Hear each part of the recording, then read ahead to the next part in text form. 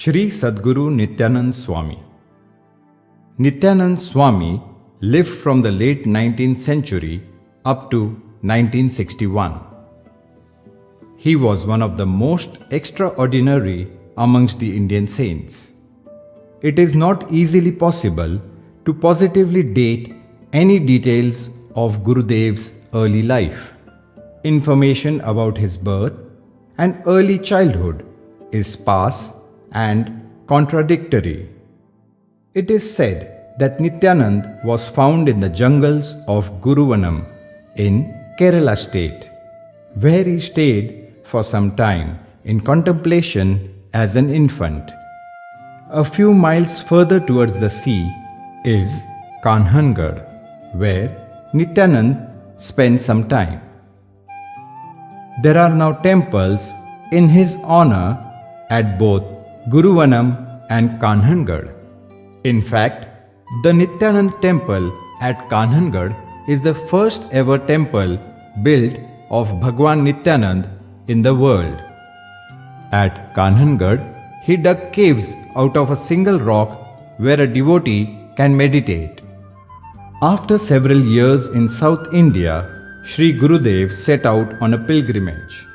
After travelling the length and breadth of India, Sri Gurudev finally came to a famous holy place in Western India in the state of Maharashtra in the mid-30s, where he finally settled.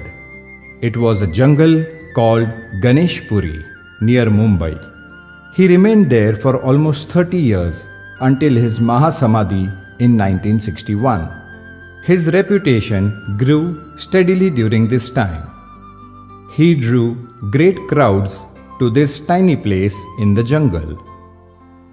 There is a very old Shiva temple known as Bhimeshwar Mahadev and 3 hot springs, Kund, which were built by Baba at the Ganeshpuri.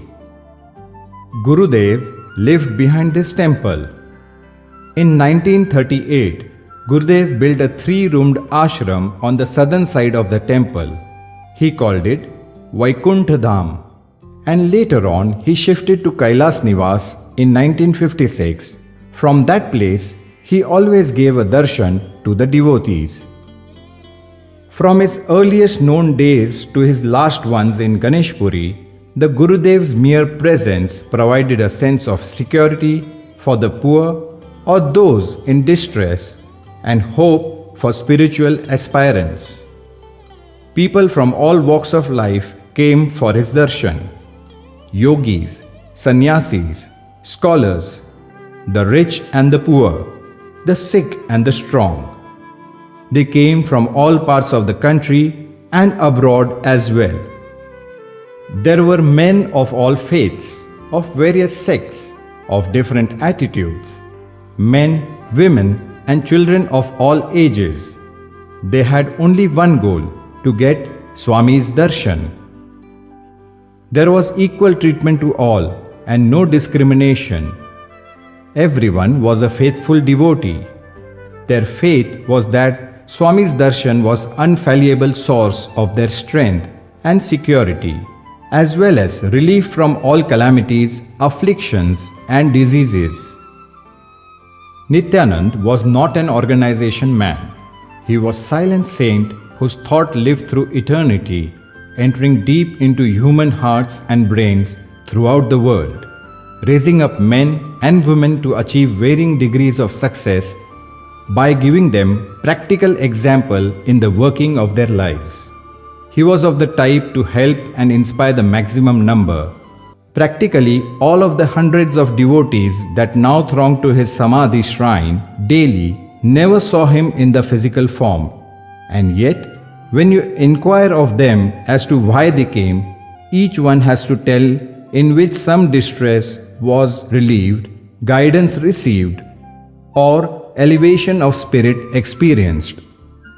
Nityanand's life remained austere and simple. He was an avadhut. He lived as a total sannyasi. He wore only a loin cloth.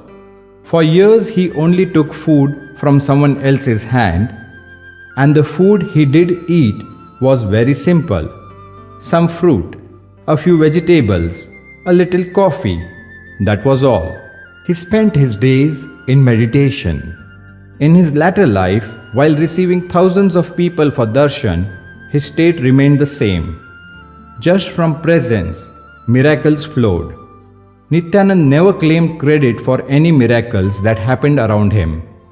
Miracles of healing, of understanding, of bestowal of peace and joy. Instead, he gave all credit to God and to the faith and devotion of the seeker. Everything that happens automatically is by the will of God, he would say. The living monument of Gurudev's love for children is Bhandara in the form of Bal Bhojan started in Ganeshpuri, which forms a main source of donation by bhaktas and continues growing by leaps and bounds, at times making it difficult for devotees to choose or visit on a particular day. The present Board of Trustees have decided, apart from renovating the Bal Bhojan or the Bal Bhavan building, to renovate and develop the powerhouse building, to construct a road from Bal Bhojan to the powerhouse, and to construct permanent monsoon shades at the Dharamshala. These projects require huge funds. For this purpose, special donation schemes have been devised, which will fulfill the desire of each and every devotee. We pray to Swami Nityanand to give enough strength to we, the Board of Trustees, to overcome all the difficulties and be successful in completing the projects undertaken.